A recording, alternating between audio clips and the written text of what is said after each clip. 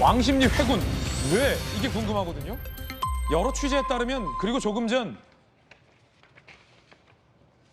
앵커가 직접 이낙연 새로운미래 대표를 인터뷰한 취재 내용에 따르면 이낙연 대표의 발언이 이랬습니다.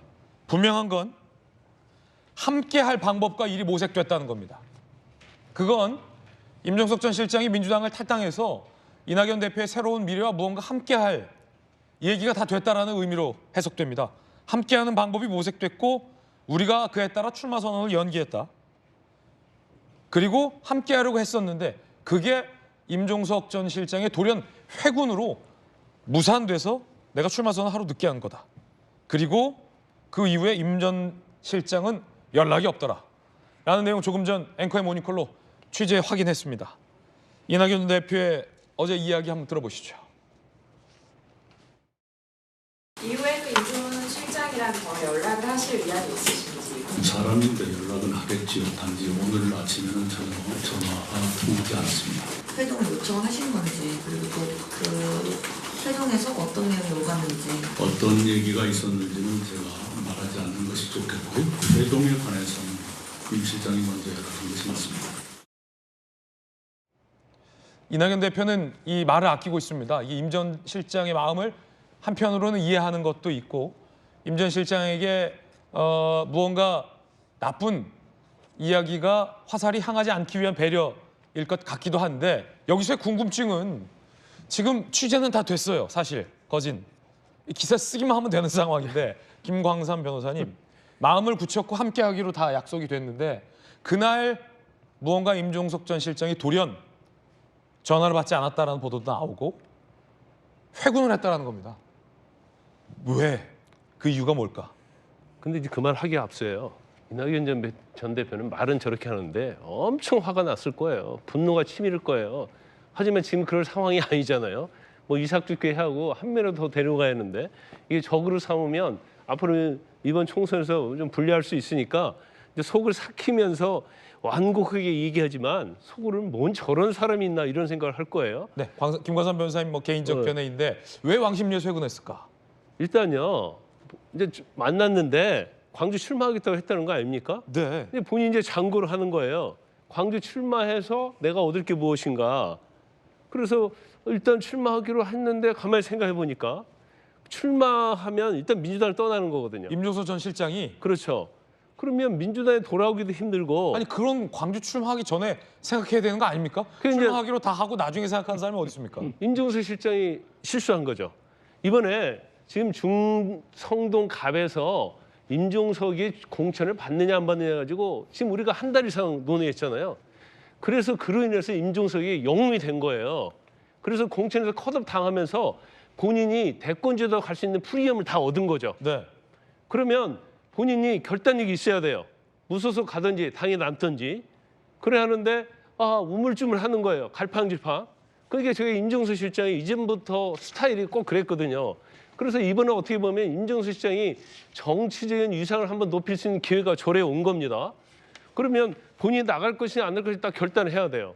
그런데 나가겠다 해놓고 다시 돌아왔잖아요. 근데 거기까지 좋다는 거예요. 그러면 나는 민주당에 남아서 후위를 기하겠다고 마음을 먹으면 그럼 민주당에 남아서 또 이재명 대표와 같은 솥밥 먹으면서 잘 지낼 겁니까? 그럴 수는 없는 거거든요. 그러면 남는다고 결정을 했으면 나는 민주당에 나와서 민주당의 정통성을 회복하고 민주당의 민주화에서 투쟁하겠다. 이 정도의 어떠한 언급을 해줘야 하거든요. 그럼 민주당 내에서 어떻게 보면 비주류로서 자기 위상이 굳건해지는 거예요. 그런데 탈당하겠다고 했다 안 해놓고 그다음에 난 당의 수용을 결정하겠다. 원래의 임종석으로 돌아가는 거예요. 우리가 한 달 동안 계속 논의했던 임종석이 아니고 그 전에 임종석으로 돌아간 거예요. 그리고 만약에 여기에서 이재명 대표가 뭐 선대위와 관련해서 뭔 직을 던졌어요? 냅석 받아요? 그럼 임종석의 정치 끝나는 거예요. 뭐 친문의 구심점 이런 건 다 없어지는 거예요. 근데 그런 걸 이제 제 개인 생각입니다만은 그런 걸 임종석 실장이 알고 있는지 모르겠어요.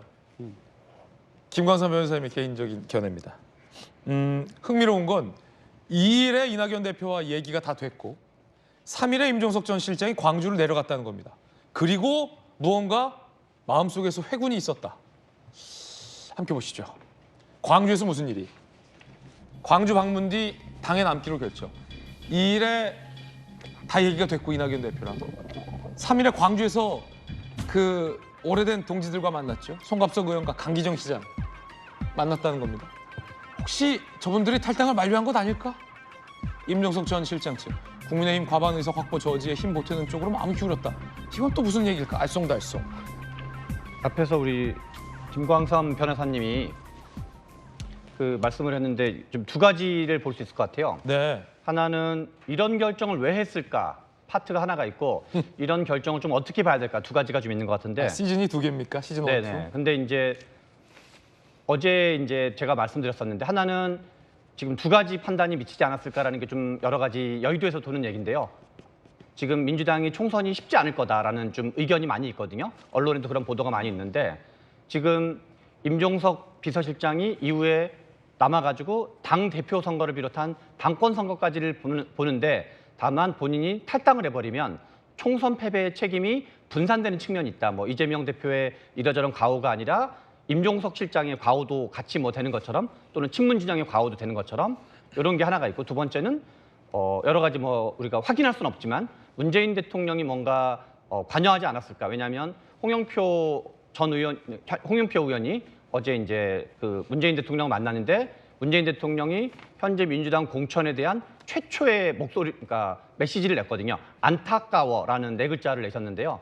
그런 것도 나름 이제 판단하시고 냈을 텐데 다만 우리가 이제 민주당 입장에서는 크게 이제 안도할 일이고 다만 정치인 임종석 입장에서 어떻게 이 문제를 볼 건지에서는 저는 김광상 변호사님 얘기가 상당히 일리 있다고 생각하는 건데 이게 정치인은 한번 뭔가 빌드업을 했으면 지를 때 질러야 되거든요.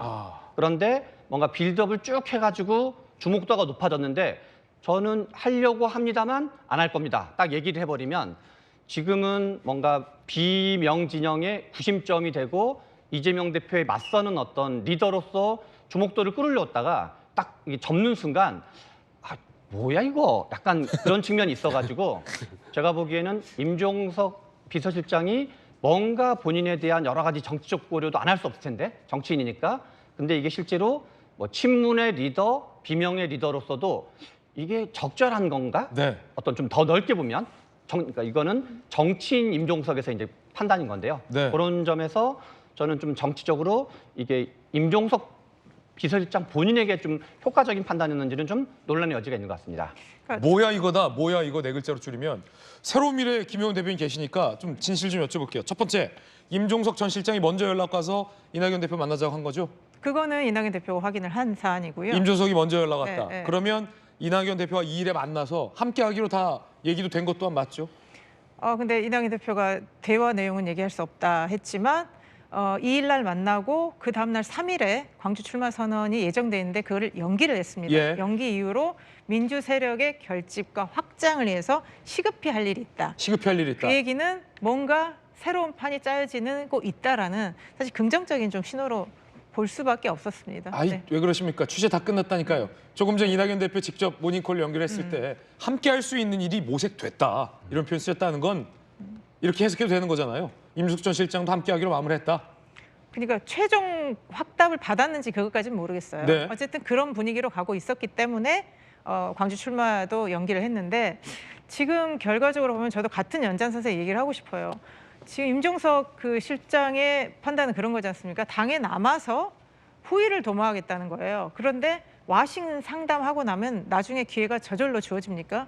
저는 싸울 때 싸워야지 그게 지도자로서 사람들이 인정을 해주거든요.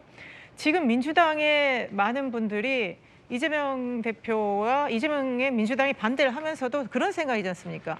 지금보다는 총선 이후에 뭔가 기회가 올 테니까 지금은 안에 있자 이렇게 생각을 하는데 글쎄요, 과연 그 전략이 맞을 것인가? 그게 아니고 지금 싸워야지 정의가 실현된다는 게 이낙연 대표나 새로운 민주당에 함께하는 사람들 입장입니다.